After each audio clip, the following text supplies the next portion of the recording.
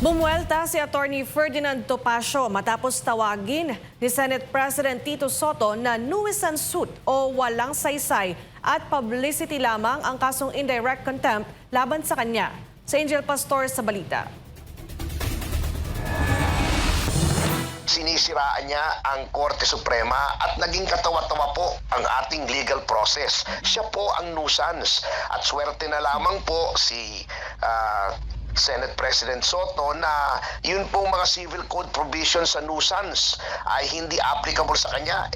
Kung yun po ay applicable, matagal nang nagkaroon ng abatement of nuisance laban kay Senate President Soto.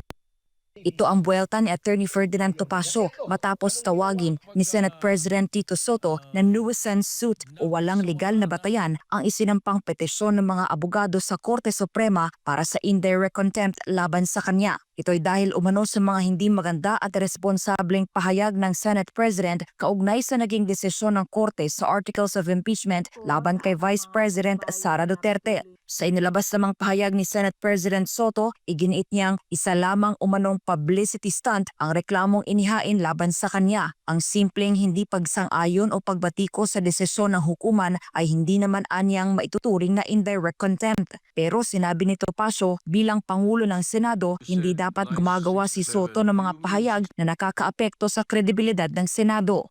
Ang mga ginawa po niya ay nakasisira po sa imahe ng Senado sapagkat siya ang Pangulo ng Senado. He's the Senate President.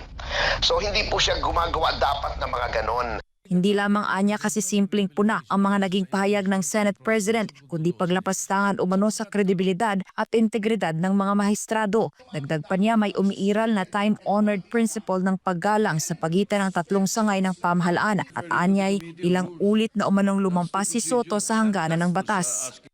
Meron pong time-honored principle ng committee o paggalang amongst the three departments of government na bagamat pwede mong i-criticize, it should not go beyond the bounds of what is permissible under the law.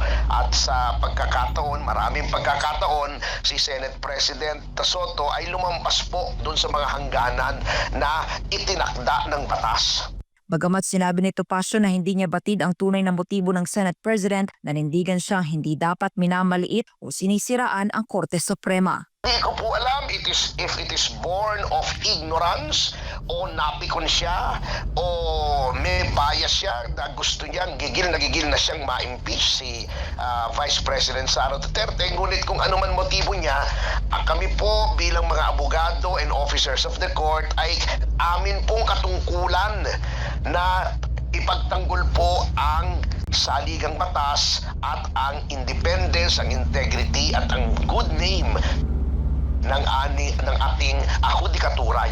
Para sa Diyos at Pilipinas ko, mahal Angel Pastor, SMNI News.